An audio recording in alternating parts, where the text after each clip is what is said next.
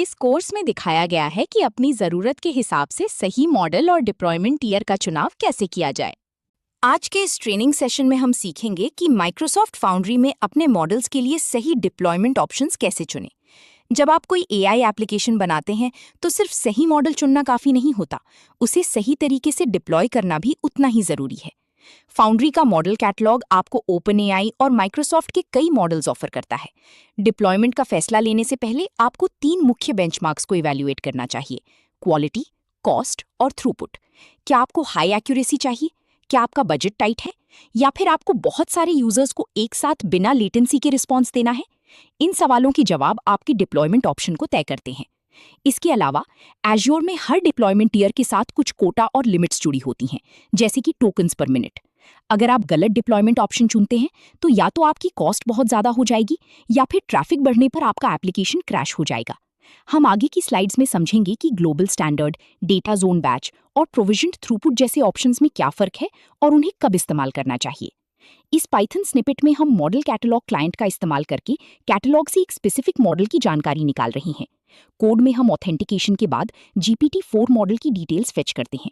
सबसे काम की चीज जो हम प्रिंट कर रहे हैं वो है सपोर्टेड टीयर्स। हर मॉडल हर तरह की डिप्लॉयमेंट को सपोर्ट नहीं करता। कुछ मॉडल सिर्फ स्टैंडर्ड डिप्लॉयमेंट के लिए अवेलेबल होते हैं, जबकि कुछ को आप प्रोविजन्ड थ्रूपुट पर भी डिप्लॉय कर सकते हैं। EI 103 एग्जाम में ये समझना बहुत जरूरी है कि डिप्लॉयमेंट स्ट्रैटेजी बनाने से पहले आपको ये चेक करना होगा कि आपका चुना हुआ मॉडल आपके रिक्वायर्ड डिप्लॉयमेंट ऑप्शन के साथ कंपैटिबल है या नहीं। ये प्रोग्रामेटिक चेक ऑटोमेशन स्क्रिप्ट्स में बहुत यूजफुल होता है। ये फ्लोचार्ट मॉडल डिप्लॉयमेंट की इवैल्यूएशन प्रोसेस को दिखाता है। हम मॉडल कैटलॉग से शुरुआत करते हैं, फिर क्वालिटी, कॉस्ट और थ्रूपुट के आधार पर बेंचमार्क्स का मूल्यांकन करते हैं। इन तीनों फैक्टर्स को बैलेंस करने के बाद ही हम फाइनल डिप्लॉयमेंट ऑप्शन को सिलेक्ट करते हैं। अब हम बात करेंगे ग्लोबल स्टैंडर्ड डिप्लॉयमेंट की, जो कि ज्यादातर जनरल यूज केसेस के लिए डिफॉल्ट और सबसे बेहतरीन ऑप्शन माना जाता है। जब आप एक मॉडल को ग्लोबल स्टैंडर्ड टीयर पर डिप्लॉय करते हैं तो आपका ट्रैफिक सिर्फ एक डेटा सेंटर तक सीमित नहीं रहता। एज्योर का सिस्टम बैकएंड में आपके रिक्वेस्ट्स को डायनामिकली अलग अलग रीजन्स में मौजूद डेटा सेंटर्स पर राउट करता है। इसका सबसे बड़ा फायदा है हाई अवेलेबिलिटी। अगर किसी एक रीजन में हेवी ट्रैफिक है या कोई इशू है तो आपका एप्लीकेशन डाउन नहीं होगा, रिक्वेस्ट तुरंत दूसरे रीजन में शिफ्ट हो जाएगी। इसके साथ ही ग्लोबल स्टैंडर्ड डिप्लॉयमेंट में आपको सबसे ज्यादा डिफॉल्ट कोटा लिमिट्स मिलती हैं, जिसका मतलब है कि आप ज्यादा टोकन्स पर मिनट प्रोसेस कर सकते हैं। ये उन एप्लीकेशंस के लिए बेस्ट है जिनका ट्रैफिक अनप्रिडिक्टेबल होता है। हालांकि आपको ये ध्यान रखना होगा कि डेटा राउटिंग की वजह से कभी-कभी माइनर लेटेंसी आ सकती है, लेकिन ओवरऑल रिलायबिलिटी के लिए ये ट्रेड ऑफ बहुत छोटा है। यहाँ हम अपनी EI प्रोजेक्ट क्लाइंट का इस्तेमाल करके एक ग्लोबल स्टैंडर्ड डिप्लॉयमेंट क्रिएट कर रहे हैं। इस कोड में हम डिप्लॉयमेंट का नाम, मॉडल का नाम और उसका स्पेसिफिक वर्जन पास कर रहे हैं। सबसे महत्वपूर्ण पैरामीटर SKU है। हमने इसका नाम ग्लोबल स्टैंडर्ड रखा है, जो एज्योर को बताता है कि इस मॉडल को ग्लोबल राउटिंग इंफ्रास्ट्रक्चर पर डिप्लॉय करना है। हमने कैपेसिटी 50 सेट की है, जिसका मतलब है कि हमने 50,000 टोकन्स पर मिनट का कोटा एलोकेट किया है। डिप्लॉयमेंट स्क्रिप्ट्स में कैपेसिटी मैनेजमेंट बहुत अहम होता है।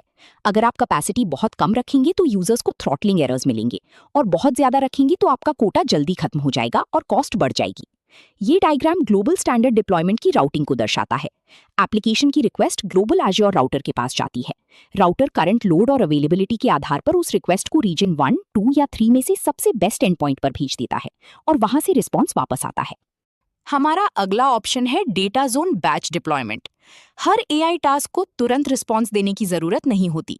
मान लीजिए आपके पास लाखों कस्टमर रिव्यूज हैं जिनका आपको सेंटिमेंट एनालिसिस करना है, या फिर महीने के अंत में हजारों PDF रिपोर्ट्स को प्रोसेस करना है। ऐसे large scale non time sensitive tasks के लिए स्टैंडर्ड डिप्लॉयमेंट का इस्तेमाल करना बहुत महंगा पड़ सकता है। यहीं पर डेटा जोन बैच डिप्लॉयमेंट काम आता है। ये एसिंक्रोनस प्रोसेसिंग के लिए ऑप्टिमाइज्ड है, जिसका मतलब है कि आप अपना सारा डेटा एक बैच जॉब में सबमिट कर देते हैं और सिस्टम उसे बैकग्राउंड में आराम से प्रोसेस करता है जब उसके पास रिसोर्सेज फ्री होते हैं। इसका सबसे बड़ा फायदा ये है कि ये स्टैंडर्ड टियर के मुकाबले काफी कॉस्ट इफेक्टिव होता है।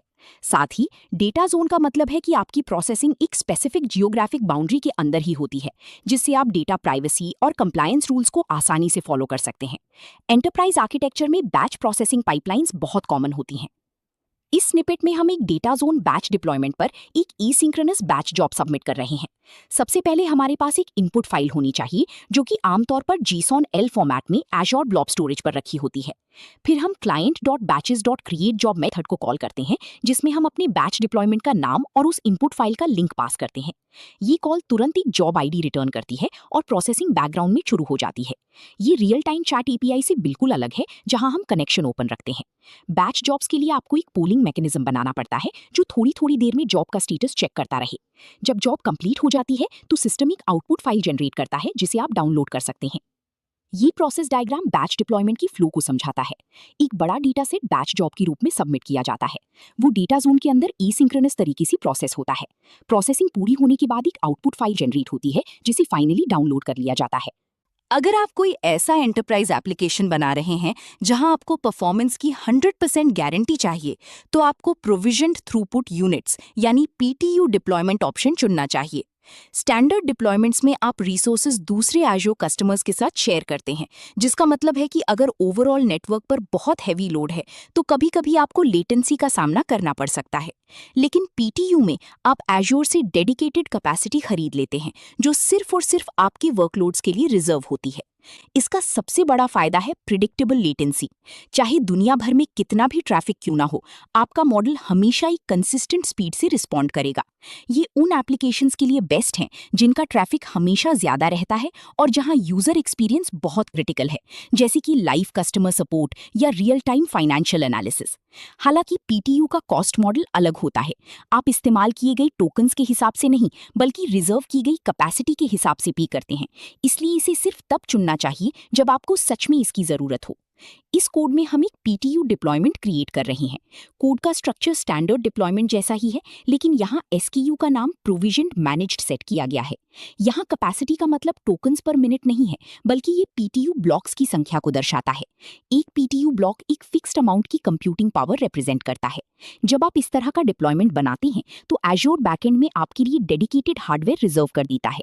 एग्जाम के लिए ये याद रखना जरूरी है कि पीटीयू डिप्लॉयमेंट्स में कोटा आपकी अग्रीमेंट के हिसाब से फिक्स होता है, और ये कॉस्ट ऑप्टिमाइजेशन तभी देता है जब आपका यूसेज उस रिजर्व्ड कैपेसिटी के आसपास कंटिन्यूअसली बना रहे।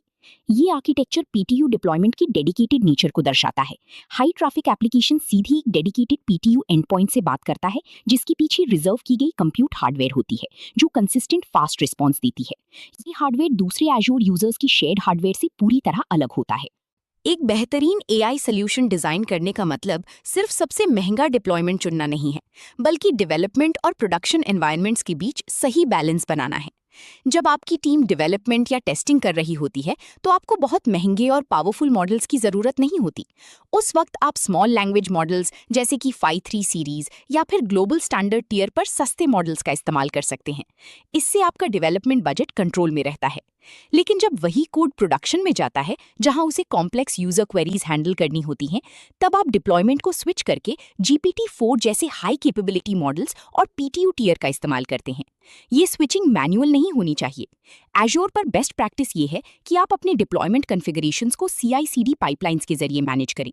आप अलग-अलग एनवायरनमेंट्स के लिए अलग-अलग पैरामीटर्स सेट कर सकते हैं, जिससे जब आपका कोड स्टेजिंग से प्रोडक्शन में प्रमोट होता है, तो वो ऑटोमेटिकली सही डिप्लॉयमेंट एंड पॉइंट को पॉइंट करने लगता है। ये simple Python script dynamic deployment selection का लॉजिक दिखाती है। हमने os.getenv का इस्तेमाल करके सिस्टम के एनवायरनमेंट वेरिएबल को रीड किया है। अगर एनवायरनमेंट प्रोडक्शन है, तो हमारा एप्लीकेशन GPT-4-PTU-prod डिप्लॉयमेंट का इस्तेमाल करेगा, जो कि एक डेडिकेटेड और हाई परफॉर्मेंस एंड पॉइंट है। लेकिन अगर ये डेवलपमेंट है, तो वो Phi 3-mini-dev का इस्तेमाल करेगा, जो बहुत फास्ट और कॉस्ट इफेक्टिव है। इस तरह का लॉजिक ये सुनिश्चित करता है कि डेवलपर्स अनजाने में प्रोडक्शन रिसोर्सेज और बजट को एग्जॉस्ट ना कर दें। इस अप्रोच को आप अपनी GitHub एक्शंस या Azure DevOps पाइपलाइंस के साथ आसानी से इंटीग्रेट कर सकते हैं। ये डिसीजन ट्री एनवायरनमेंट के आधार पर डिप्लॉयमेंट राउटिंग को एक्सप्लेन करता है। कोड एग्जीक्यूशन के समय सिस्टम चेक करता है कि एनवायरनमेंट कौन सा है। डेवलपमेंट के लिए वो लो कॉस्ट SLM चुनता है ताकि बजट ऑप्टिमाइज हो, और प्रोडक्शन के लिए हाई क्वालिटी PTU डिप्लॉयमेंट चुनता है ताकि परफॉर्मेंस ऑप्टिमाइज हो सके। डिप्लॉयमेंट का आखिरी और सबसे अहम स्टेप है अपने AI एजेंट्स को पब्लिश और इंटीग्रेट करना, ताकि यूजर्स उनका इस्तेमाल कर सकें। माइक्रोसॉफ्ट फाउंड्री आपको अपने एजेंट्स को सीधे माइक्रोसॉफ्ट टीम्स और माइक्रोसॉफ्ट 365 कोपायलट पर पब्लिश करने का ऑप्शन देता है। ये बहुत ही आसान है और इसमें बैकएंड में Azure bot service automatically configure हो जाती है। लेकिन अगर आपका सिनेरियो ज्यादा कॉम्प्लेक्स है, मान लीजिए आपको custom single sign on SSO लगाना है, कोई खास मिडलवेयर लॉजिक रन करना है या मल्टी इन्वायरमेंट डिप्लॉयमेंट करना है, तब आपको माइक्रोसॉफ्ट 365 एजेंट्स टूलकिट का इस्तेमाल करना चाहिए। ये टूलकिट आपको कोड लेवल पर पूरा कंट्रोल देती है। आप अपने एजेंट को एक इंडिपेंडेंट सर्विस की तरह डिप्लॉय कर सकते हैं जो आपकी कस्टम वेब एप्स या एंटरप्राइज पोर्टल से बात कर सके। सही डिप्लॉयमेंट और पब्लिशिंग स्ट्रैटेजी चुनकर ही आप एक रिलायबल एआई सोल्यूशन डिलीवर कर सकते हैं। अगर आपको ये वीडियो पसंद आया तो लाइक और सब्सक्राइब जरूर करें। अपने AI 103 सर्टिफिकेशन की सॉलिड तैयारी के लिए quicktechie.com पर विजिट करें, जहां आपको premium question banks, e books, audio books, full training और इंटरव्यू गाइड्स मिलेंगे। यहाँ हमने Microsoft 365 agents toolkit, teams app CLI के कुछ बेसिक कमांड्स दिखाए हैं। जब आप फाउंड्री से बाहर निकलकर कस्टम मिडलवेयर या कॉम्प्लेक्स इंटीग्रेशंस बनाते हैं तो आपको इस तरह की टूल्स की जरूरत पड़ती है। प्रोविजन कमांड आपके एजोर में जरूरी इंफ्रास्ट्रक्चर जैसे बॉट सर्विस और वेब ऐप सेटअप करता है। डिप्लॉय कमांड आपकी एजेंट की कोड को उन रिसोर्सेज पर अपलोड करता है। और फाइनली पब्लिश कमांड आपकी एजेंट ऐप को टीम्स के एडमिन सेंटर या ऐप कैटलॉग में अप्रूवल के लिए पब्लिश कर देता है। ये CLI अप्रोच CI/CD पाइपलाइंस में आसानी से एम्बेड हो जाती है और आपको मल्टीपल एनवायरनमेंट्स जैसे कि डेव, स्टेजिंग और प्रॉड को एफिशिएंटली मैनेज करने की पावर देती है। ये फ्लोचार्ट पब्लिशिंग ऑप्शंस के बीच डिसीजन को समझाता है। डिप्लॉयड AI एजेंट की इंटीग्रेशन नीड्स को चेक किया जाता है। अगर रिक्वायरमेंट स्टैंडर्ड हैं तो सीधी टीम्स पर पब्लिश किया जाता है। अगर कस्टम SSO या लॉजिक चाहिए तो M365 एजेंट्स टूलकिट के थ्रू मिडलवेयर सेटअप करके यूजर तक पहुंचाया जाता है। Welcome to quicktechie.com. So just type in quicktechie.com here. Then you can go through the material which is provided by Quicktechie. So we have first of all video courses which you can go here and you can find the various video courses across the technologies as well as finance domain. So if you see in Microsoft, we have 8 programs currently running. Next, you can go through the ebooks available. So all the ebooks which are in PDF format today and you can download this. So let me go through Microsoft certification ebooks. You can click on any of this and you can see this is the PDF available for you to download. So these are the premium ebook mostly available on quicktechie.com platform only. Now the second part is exam simulator. As we primarily focus on the all technology companies and finance domain certification preparation material, so this is company wide listed here and you can go through this. So let me go through the Microsoft one again. You can see this is all Microsoft related certification. AB 730 exam, if you open it, so you can see here this and all the practice papers are available here. Today we have a 5 practice paper. So click on the first practice paper. It would load the questions. You can answer this question. This is way you can answer it and you can move to the next question. Now third material we wanted to highlight is an audiobook. So we started recently with the audiobooks as well, which you can listen on the go, and various technology wise ebooks are available. And at the last, this is our alumni. These people who are subscribing to our courses and this platform, they are all listed here. And at the end, I wanted to tell you, if you find any course or training or certification preparation material which you want to get us prepare for yourself, please put on the comment section. If you're watching on YouTube, on Udemy, or on this platform itself, quicktechie.com, then please put the comment, or you can even send an email to using this contact us options here. You can directly do the WhatsApp message. You can call us on this numbers as well.